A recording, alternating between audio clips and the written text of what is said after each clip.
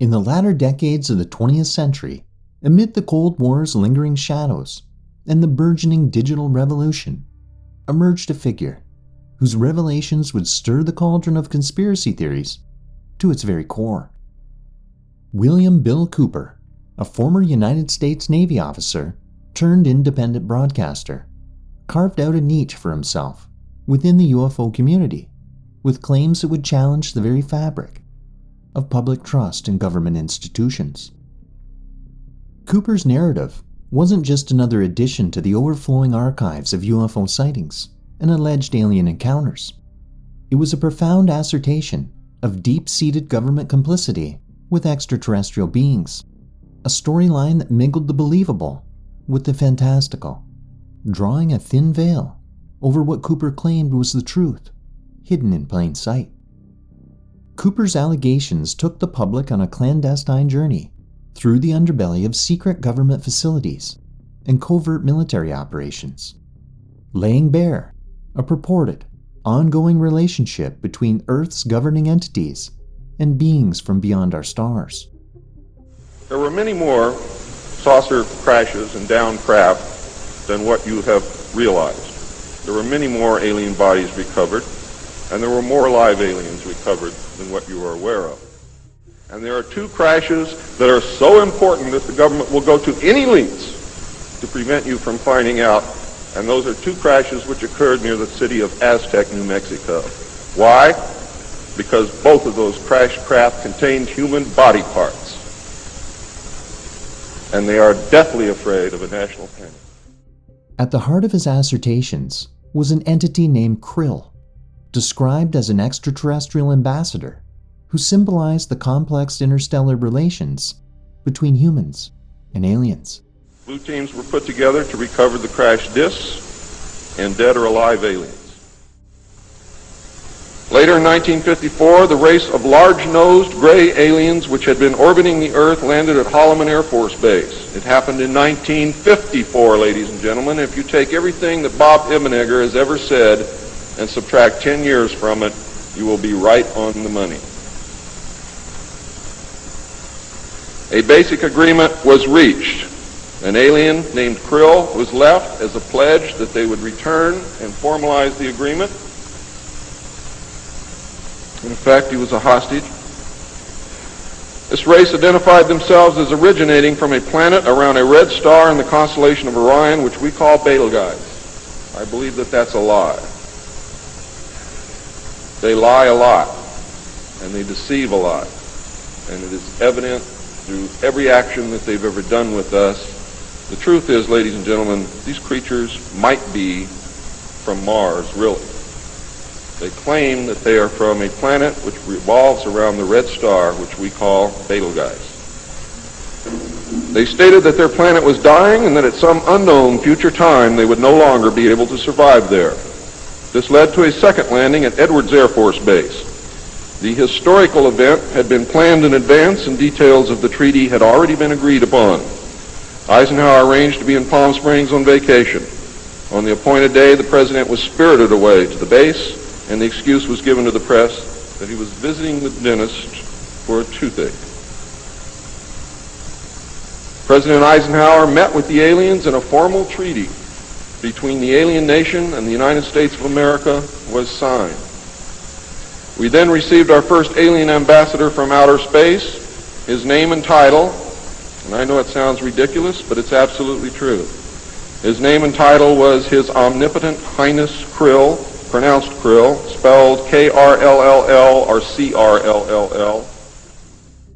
This being, according to Cooper, was instrumental in clandestine exchanges that offered humanity advanced technology and knowledge in return for unspecified concessions.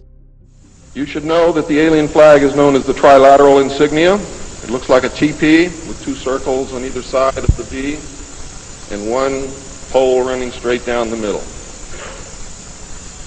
It is displayed on their craft and worn on their chest on their uniforms. Both of these landings in the second meeting were filmed, and the film exists today. Where it exists, I do not know, but I do know that it exists. The treaty stated The aliens would not interfere in our affairs, and we would not interfere in theirs. We were particularly interested that they do not interfere with anything that would affect our future, which has been violated. We would keep their presence on Earth a secret. They would furnish us with advanced technology and would help us in our technological development. They would not make any treaty with any other Earth nation. They could abduct humans on a limited and periodic basis for the purpose of medical examination and monitoring of our development, with the stipulation that the humans would not be harmed, would be returned to their point of abduction, that the humans would have no memory of the event, and that the alien nation would furnish MJ-12 with a list of all human contacts and abductees on a regularly scheduled basis. A narrative thread that hinted at a cosmic partnership, rife with untold implications. The essence of Cooper's message, distilled in his seminal work, Behold a Pale Horse, portrayed a world ensnared in a web of deception, where the sovereignty of humankind was quietly eroded by forces unseen. He spoke of a secret government, a shadowy ensemble of power brokers, orchestrating the saga of human-alien interaction away from the public gaze. In the documents that I saw, it was stated that President Eisenhower had commissioned a group called the Jason Scholars, which was stated to have been a secret society of scholars, to research the deception, lies, facts, truth, and get at the root and the real truth of the alien question. Now it gets nasty. Secretary of Defense James Forrestal began to object to the secrecy. He was a very idealistic and religious man who believed that the public should be told. When he began to talk to leaders of the opposition party and leaders of the Congress about the alien problem, he was asked, which is a polite way of saying you're fired, to resign by Truman. He expressed his fears to many people and rightfully believed that he was being watched and that his life was threatened. A major finding of the alien study was that the public could not be told, as it was believed that this would most certainly lead to economic collapse, collapse of the religious structure, and national panic, which would lead into anarchy. Within this narrative, the figure of Krill stood as a beacon, illuminating the depth of Earth's engagement in intergalactic diplomacy, or perhaps an entanglement from which there was no easy retreat. By 1955, it became obvious that the aliens had deceived Eisenhower and had broken the treaty. Mutilated humans, yes, mutilated humans, were being found along with mutilated animals, and yes, mutilated animals, and those of you who doubt that this is taking place should leave your job, should leave your home, should do whatever you have to do, and go look for yourself, because it's important that you know it and that you believe it.